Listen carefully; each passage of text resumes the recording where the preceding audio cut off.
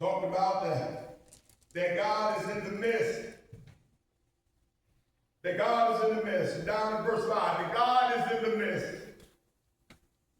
God is not somewhere else. God is not on vacation. In your struggle, God is not asleep. God is not too busy. He's in the midst. God, verse 5 says, God shall help her. That God is there. Remember that he's a present help. And when you fight a battle that you can't win, you not only need to be assured of God's presence, but you want to do what it said in verse 8. Come, behold the works of the Lord. Behold is to look with amazement.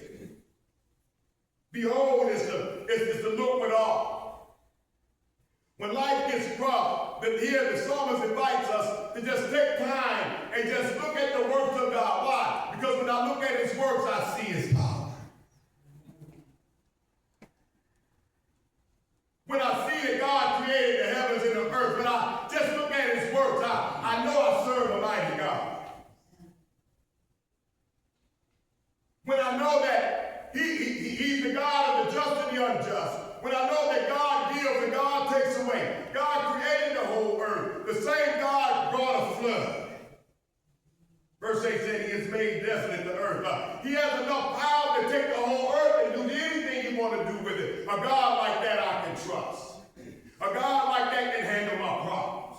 A God like that can be my present help. That the God that can literally hold the whole world in his hands and speak and bring everything into existence, and to breathe and bring fire, and to give a word and bring a flood, and to dry it all up 40 days later, and then to rehabilitate the whole earth. A God like that we can trust.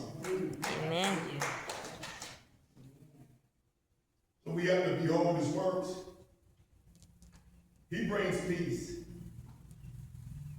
Verse 6 says that the nations raged. That's the enemy nations.